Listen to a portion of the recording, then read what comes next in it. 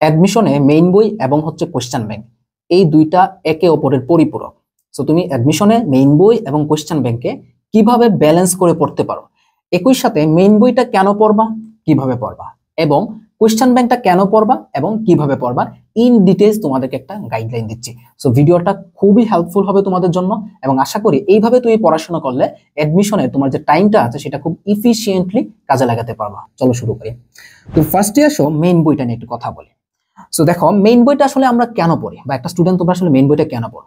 Main বইটা হচ্ছে মূলত তুমি যদি একটা বিল্ডিং এর সাথে চিন্তা করো যে নতুন একটা বিল্ডিং তৈরি করবে, ধরো 10 তলা। তো মেইন বইটা হচ্ছে তোমার সেই 10 তলা বিল্ডিং এর যে ফাউন্ডেশনটা দেওয়া হয় মাটির নিচে, সেই ফাউন্ডেশনটা হচ্ছে কি মেইন বইটা। তুমি যতই কোশ্চেন ব্যাংক পড়ো না কেন, যত যা বই পড়ো, যেটা ইচ্ছা তুমি পড়ো, ডাজন্ট ম্যাটার, তোমার যদি মেইন বইয়ের কনসেপ্টটা ঠিকমতো ক্লিয়ার না থাকে, সো অবভিয়াসলি মেইন বই হচ্ছে তোমার একটা ফাউন্ডেশন তৈরি করে দিবে এবং এটা থেকে পরবর্তীতে তুমি আদার্স যে কোনো বই পড়ে তুমি সেই ফাউন্ডেশনটাকে তুমি কি করবা, আরো বৃদ্ধি করতে পারো। সো অবভিয়াসলি মেইন বইটা ফাউন্ডেশনের মতো। সেকেন্ডলি আসো, তো মেইন বই আসলে কিভাবে পড়বা। এখানে সবগুলো সাবজেক্টের জন্য কোনো কমন রুলস নাই, সো আমি ইন্ডিভিজুয়াল সাবজেক্টের জন্য বলি। ফার্স্টে আসো আমি বায়োলজিটা নিয়ে বলি। তো বায়োলজি যখন পড়তে যাবা তখন হচ্ছে কি প্রথম যে স্টেপটা, যখন তুমি ফার্স্ট টাইম অ্যাডমিশনে বায়োলজি পড়তেছো, তো সেক্ষেত্রে তুমি প্রত্যেকটা লাইন বাই লাইন পড়বা। এটা হচ্ছে প্রথমবারের জন্য, আবারও বলছি প্রথমবারের জন্য প্রত্যেকটা লাইন বাই লাইন পড়বা। এবং সেকেন্ড বার বা আদার্স যে কোনো সময় তুমি যখন বায়োলজি পড়বা তখন হচ্ছে কি তোমার অবভিয়াসলি কোনো না কোনো দাগানো বই আছে, সেটা মেডিকেলের জন্য হোক বা ভার্সিটির জন্য হোক। তো তুমি মানে প্রথমবারের পরে সেকেন্ড বার বলো, থার্ড বার বলো, যখনই পড়ো তখন হচ্ছে কি তুমি জাস্ট দাগানো লাইনগুলো পড়বা, তখন আসলে ইন ডিটেলস তোমার এত পড়ার দরকার নাই, ঠিক আছে? আচ্ছা, এবং আরেকটা কাজ করবা, মানে বইয়ের বা চ্যাপ্টারের শেষে যে অনুশীলনী কিছু তোমার লাইন দেওয়া থাকে, সামারি লাইন, সেই লাইনগুলো পড়বা। সেটা তুমি চাইলে মেইন হিসেবে যেমন গাজী আজমল স্যারের বই, আবুল হাসান স্যারের বই, এছাড়াও তুমি মাজেদা ম্যামের বই, আজিবুর রহমান স্যারের বই, ওগুলো তুমি ট্রাই করতে পারো। তো এটা করলে হচ্ছে তোমার কি একটা পুরো চ্যাপ্টারের উপর একটা সামারি তোমার মাথার মধ্যে সেট হয়ে যায়। দেন আসো কেমিস্ট্রির ক্ষেত্রে। সো কেমিস্ট্রি যখন তুমি পড়বা অবভিয়াসলি তুমি হাজারি স্যারের বইটা মাস্ট ফলো করবা, পারলে টাইম থাকলে তুমি গুহ স্যারের বইটা তুমি ফলো করতে পারো, যদি তুমি কম সময়ের মধ্যে একটা বই কভার করতে পারো। ওকে, তো কেমিস্ট্রি আসলেই তোমার যেহেতু থিওরি প্লাস ম্যাথমেটিক্যাল দুই ধরনের কোয়েশ্চেনে হয়ে থাকে, সেক্ষেত্রে তোমরা কেমিস্ট্রির জন্য যা করতে পারো, প্রথমত হচ্ছে তোমরা যে বোল্ড লাইনগুলো থাকে সেই বোল্ড লাইনগুলো পড়বা। এবং বিশেষ করে তুমি কেমিস্ট্রি কনসেপ্টগুলো যদি ঠিকমতো ক্লিয়ার রাখতে পারো, তুমি যে টিচারের কাছে পড়ো না কেন, সেক্ষেত্রে তুমি কনসেপ্টগুলো ক্লিয়ার রাখলে তোমার কেমিস্ট্রি থিওরি মোটামুটি কভার হয়ে যায়। এছাড়াও কিছু যেমন তোমার ভ্যালু আসতে পারে, কিছু একক আসতে পারে, কিছু মাত্রা আসতে পারে, এই সংক্রান্ত জিনিস যদি থাকে সেগুলো হচ্ছে সাধারণত মেইন বই থেকে তুমি লাইন থেকে পড়ে ফেলবা। এটা হচ্ছে তোমার কেমিস্ট্রির জন্য। তো কেমিস্ট্রি মেইন বই যেমন ইম্পর্টেন্স আছে, তবে তুমি যদি কোনো ক্লাস করো কোনো টিচারের, সেখানে তোমার কনসেপ্টটা মোটামুটি কভার হয়ে যায়। এবং বইয়ের ক্ষেত্রে অবভিয়াসলি হাজারি স্যারের বই। আরেকটা সিক্রেট বলি, হাজারি স্যারের বইয়ের ভিতরে দেখবা মানে বিভিন্ন পেজের মধ্যে তোমার একটু কর্নারে বা সাইডে হচ্ছে কি কিছু কোয়েশ্চেন দেওয়া থাকে, এমসিকিউ। এই এমসিকিউ কোয়েশ্চেনগুলো মাস্ট ফলো করে রাখবা, মাস্ট তুমি কমপ্লিট করবা, ঠিক আছে? তাহলে তোমার এটা কিন্তু অনেকটা কাজে দিবে। ফিজিক্সের ক্ষেত্রে আসো। তো ফিজিক্স মানে আমি কিন্তু দেখো বায়োলজি পুরোটাই থিওরি, কেমিস্ট্রি মোটামুটি 50% থিওরি, 50% ম্যাথ বা 60% থিওরি, বাট ফিজিক্সের ক্ষেত্রে কিন্তু থিওরিটা আরেকটু কমে আসছে। তো সেক্ষেত্রে ফিজিক্স অবভিয়াসলি তোমার পুরো বইটা রিডিং পড়ার দরকার নাই। প্রথমত তুমি যেটা করবা, প্রত্যেকটা জিনিসের ডেফিনেশনটা রিডিং করবা, ডেফিনেশনটা ভালো করে তুমি জানবা। এর পরবর্তীতে তুমি প্রত্যেকটা সূত্র, তুমি যদি ইসাক স্যারের বইটা দেখো, আমি স্পেশালি যেহেতু ইসাক স্যারের বইটা আমি ফলো করতাম অ্যাডমিশন টাইমে, ইসাক স্যারের বইয়ের লাস্টে দেখবা প্রত্যেকটা মানে প্রত্যেকটা অধ্যায় মানে অধ্যায়গুলো যে সূত্রগুলো আছে অধ্যায়ের শেষে কিন্তু দেওয়া আছে। সো অবভিয়াসলি তোমরা ফর্মুলা বা সূত্রগুলো হচ্ছে ক্লিয়ার রাখবা, কারণ ফিজিক্সে অনেক সময় তোমার ডিরেক্টলি সূত্র থেকে কোশ্চেন আসে যে এইটা সূত্রকে, এবং তুমি ডিরেক্টলি সূত্র থেকে কোশ্চেন আসবে। এছাড়াও একটা স্টুডেন্ট যদি ফিজিক্সের প্রত্যেকটা সূত্র ভালো করে পারে, তাহলে হচ্ছে অ্যাডমিশনে, ভার্সিটি অ্যাডমিশনে বিশেষ করে তুমি কিন্তু ফিজিক্স কুপায় দিয়ে আসতে পারবা। ইঞ্জিনিয়ারিংটা ডিফারেন্ট, ইঞ্জিনিয়ারিংয়ে তোমার এখানে অনেক ধরনের মানে 2 স্টেপ 3 স্টেপের কোশ্চেন আসে, বাট ভার্সিটি অ্যাডমিশনের ক্ষেত্রে ম্যাক্সিমাম কোশ্চেনই পাবা 1 স্টেপ। তুমি সূত্র জানবা, ভ্যালু বসাবা, অ্যান্সার নিয়ে চলে আসবা, দ্যাটস ইট। সো সূত্রগুলো জানলে তোমার ফিজিক্স মোটামুটি ডান, মোটামুটি ডান, বুঝছো? মানে পার পেয়ে আসতে পারবো অন্তত। দেন আসা হচ্ছে তুমি মাত্রা।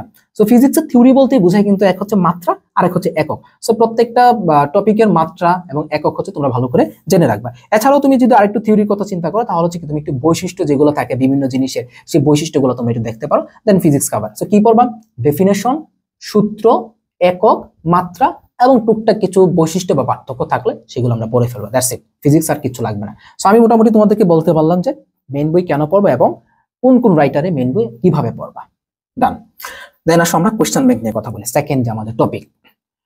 তুমি যদি আমাকে জিজ্ঞেস করো ভাই কোশ্চেন ব্যাংকটা আসলে অ্যাডমিশনে কতটা গুরুত্বপূর্ণ, আমি বলবো যে অলমোস্ট 100% কোশ্চেন তুমি কমন পাবা। বাট একটা কথা বলি, এখন তুমি ধরো জাহাঙ্গীরনগর এই ইউনিটের প্রিপারেশন নিচ্ছ, তুমি শুধু জাহাঙ্গীরনগর এই ইউনিটের কোয়েশ্চেনই পড়বা, তাহলে কিন্তু সেটা 100% হবে না। তাহলে মোরলেস হচ্ছে ধরো 60-70% কমন পাবা আই থিঙ্ক।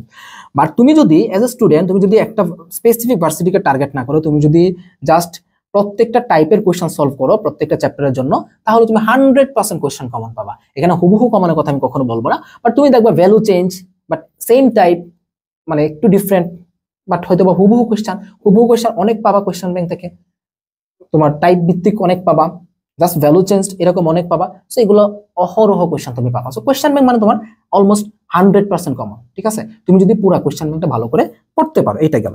এরপরে তুমি কোয়েশ্চেন ব্যাংকটা আসলে কিভাবে প্রপারলি সলিউশন করবা। যখন তুমি প্রথমবার কোন একটা চ্যাপ্টারের কোয়েশ্চেন ব্যাংক সলভ করতেছো, আমি অবশ্যই বলতেছি শুরুতে তোমরা ইয়ার ওয়াইজ কোয়েশ্চেন সলভ করবে না। তুমি যখন অ্যাডমিশন একদম বিগিনার, তখন হচ্ছে তুমি just chapter wise question solve করবা। সাপোজ তুমি আজকে হচ্ছে কি, তুমি ধরো প্রাণী বিভিন্নতা শ্রেণীবিন্যাস পড়ছো, তো তুমি কি করবা, ওই চ্যাপ্টারের মানে টাইপ ওয়াইজ বলতে পারো কোয়েশ্চেন যেগুলো আছে, টাইপের মধ্যে আবার ভার্সিটি ওয়াইজ কোয়েশ্চেন থাকে, সেগুলো তুমি সুন্দর করে সলভ করবা। এবং প্রথমবার যখন সলভ করবা, প্রত্যেকটা কোয়েশ্চেনের নিচে যে ব্যাখ্যা বা এক্সপ্লেনেশন গুলো দেওয়া থাকে, সেগুলো তোমরা রিডিং পড়বা। একই সাথে আরেকটা গুরুত্বপূর্ণ বিষয় বলি, কোয়েশ্চেন ব্যাংক সলভের ক্ষেত্রে অনেক স্টুডেন্ট যেটা করে, জাস্ট কোয়েশ্চেনটা পড়লো আর হচ্ছে কি অ্যান্সারটা পড়লো, এটা কিন্তু কখনো করবা না। কোয়েশ্চেনটাও পড়বা, প্রত্যেকটা অপশন পড়বা, উত্তরটাও পড়বা, দেন হচ্ছে গিয়ে তুমি মেইন কোয়েশ্চেন ব্যাংক সলভে যাবে। এটা হচ্ছে তোমার স্টেপ। এর পরের বার যতবারই কোয়েশ্চেন সলভ করো না কেন, প্রথম তুমি যেটা চেষ্টা করবা, যে ধরো আমার কাছে কোয়েশ্চেন ব্যাংকটা আছে, তুমি একটা স্কেল অথবা হাতটা ধরলা, একটা পাশ ধরে রাখলা, এরপর তুমি চেষ্টা করবা যে নিজে পারো কিনা, তুমি উত্তরটা আগে দেখবা না, যে এটার প্রশ্ন উত্তর এটা, তাহলে একটু খুলে দেখবো হয়েছে কিনা, ভুল হইলে একটু ব্যাখ্যাটা দেখবা, যদি হয়ে যায় ব্যাখ্যা দেখার দরকার নেই, তাহলে তুমি কম টাইমে সলভ করতে পারবা। সো অবভিয়াসলি সেকেন্ড বার যখন পড়বা বা থার্ড বার যখন পড়বা, যখনই পড়তে যাও, তুমি চেষ্টা করবা হচ্ছে কি, যে তুমি আগে না দেখে পড়ার জন্য, আবার কিছুদিন পর পর বা দেখে দেখেও পড়বা। সো এইভাবে যখন ট্রাই করবা, পুরো কোয়েশ্চেন ব্যাংকটাই তোমার মাথার মধ্যে একদম সেট হয়ে যাবে। কোয়েশ্চেন ব্যাংকটাকে নিজে মানে এক্সাম সিস্টেম হিসেবে দিবা, যে আমি হাত ধরে রাখছি, আমি এখান থেকে কি করবো, যে আমি আগে দেখবো আমি পারি কিনা, যদি না পারি দেন হচ্ছে আমি কেন পারি নাই সেটা আমি ব্যাখ্যা থেকে দেখে নিবো, আমার সুন্দরভাবে ক্লিয়ার হয়ে যাবে। একটা স্টুডেন্ট একদম পারফেক্টলি কোয়েশ্চেন ব্যাংক এইভাবে তুমি সলভ করতে পারবা। ওকে, ঠিক আছে। তো টাইপ ওয়াইজ কোয়েশ্চেন ব্যাংক যখন কয়েকবার 1-2বার 3বার সলভ হয়ে যাবে, মিনিমাম 3বার ধরো সলভ করলা, দেন হচ্ছে তুমি ইউনিভার্সিটি ওয়াইজ ইয়ার ভিত্তিক কোয়েশ্চেনে গেলা। ইয়ার ওয়াইজ কোয়েশ্চেনে গেলা, ধরো তুমি জাহাঙ্গীরনগর এই ইউনিটে কোয়েশ্চেন সলভ করতেছো, তুমি যখন ইয়ার ভিত্তিক কোয়েশ্চেনে যাবা, তখন একটা ইয়ার বা একটা সেশনের কোয়েশ্চেনে তুমি কি পাবা, প্রত্যেকটা চ্যাপ্টারের কোয়েশ্চেন পাবা।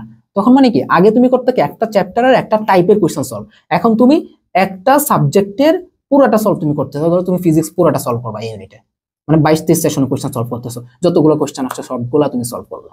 তার মানে কি, তুমি এখন একটু ব্রড আকারে চিন্তা করতে পারতেছো। এইভাবে আস্তে আস্তে নিজেকে অ্যাডজাস্ট করে নিবা, তাহলে তুমি কোয়েশ্চেন ব্যাংকটা পুরোপুরি তুমি আয়ত্তে নিয়ে আসতে পারবে, এবং তুমি ইনশাল্লাহ দেখবা অ্যাডমিশন টাইমে তুমি একটা অ্যাডমিশনে এমন একটা ভালো রেজাল্ট করতে পারবা। তুমি বিশ্বাস করো, জাস্ট কোয়েশ্চেন ব্যাংকটা যদি এইভাবে তুমি পড়তে পারো। সো অবভিয়াসলি মেইন বই এবং কোয়েশ্চেন ব্যাংক দুইটাকে যদি কেউ ব্যালেন্স করে পড়তে পারে, ধরো একবার যদি মেইন বই পড়ো, 3বার অন্তত ওই চ্যাপ্টারে কোয়েশ্চেন ব্যাংক করবা। দুইটাকে তুমি যদি ব্যালেন্স করে পড়তে পারো এইভাবে, ইনশাল্লাহ আমি এখানে বসে গ্যারান্টি দিচ্ছি, তুমি কোনো না কোনো একটা ভার্সিটিতে একদম টপ করে ইনশাল্লাহ ফিরবা, যদি সৃষ্টিকর্তার রহমত দেখে। তো এই হচ্ছে আমার আজকের ভিডিও। আসসালামু আলাইকুম।